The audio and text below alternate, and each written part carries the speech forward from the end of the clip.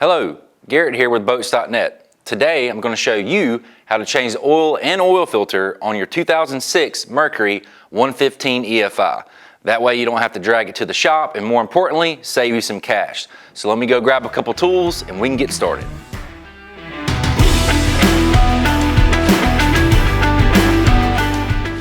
Okay, today's job is super simple, so I'm only going to rate it as the skill level 1. Now, as far as the tools you're going to need, all you'll need is an 18mm socket, a 3/8 ratchet, possibly a pick tool, and a 65mm oil filter wrench. Now, as far as the parts go, come find us at Boats.net. There we have exploded diagrams that give you a really close breakdown of how everything comes apart and, more importantly, how it goes back together. So, get your parts and tools together and let's turn some wrenches. Okay, the first thing we need to do is remove the cowling and tilt the engine all the way up. So let me go ahead and tackle that. And to remove the cowling, you just turn this latch on the back side all the way until it stops. And then you just lift it right off.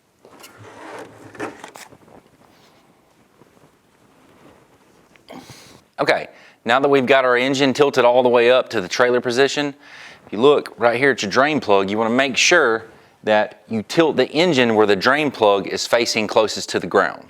All right, up next is removing the drain bolt, and all that takes is an 18mm socket.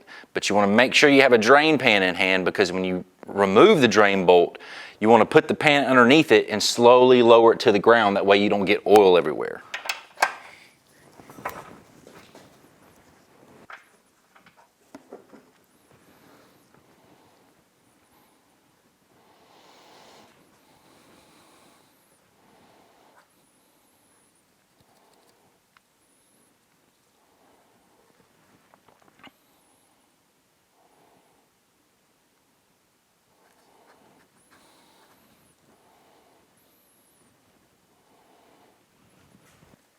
Okay, now that we've got all the engine oil drained, before we put the drain plug back in, let's check and make sure that the crush washer isn't still stuck to the side of the engine.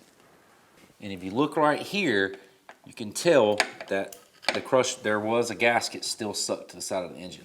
So make sure you pay attention to that when you change your oil, because if you leave the old one still on there and put the new one on top of it, it's probably going to leak, and you don't want that.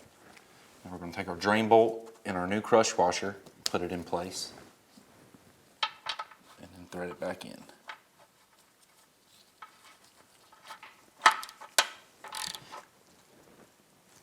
Now when you tighten it, you don't want to over tighten it. You want to bottom it out and then give it about 1/8 of a turn. Just like that. Now I'm just going to clean off any oil residue that's on the side of the case.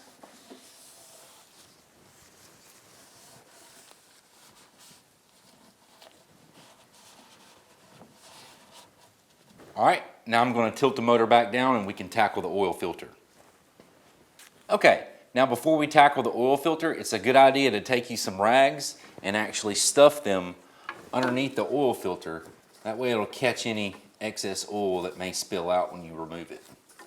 All right, we're going to take our 65mm oil filter wrench and just remove the oil filter.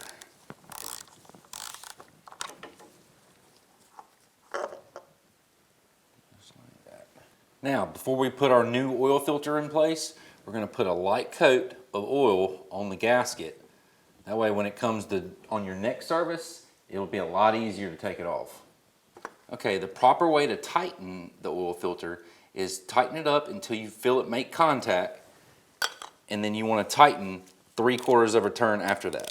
So there's 1, 2, and 3/4 of a turn. Okay, now it's time to fill the engine back up with oil. And this engine holds 4.8 quarts, so make sure you have 5 quarts handy. And we're going to start by removing our oil cap.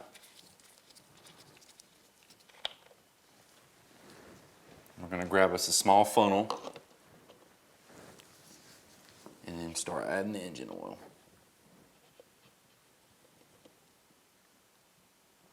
And you might ask yourself, how often should I do this? Well, Mercury recommends doing this every 100 hours. Okay, now that we've added our 4.8 quarts, I'm going to put our oil cap back in. All right, now that we've got our oil cap back in place, next thing I need to do is actually start the engine and let it run for at least 5 minutes. Let it set for a few moments, and then we can check our oil level. I've started it up, let it idle for about 5 minutes or so, shut it down, then let it set for a few minutes. Now it's time to check our oil level. What you want to look for is to have oil right to that point there, and we are right at it. So we're in good shape.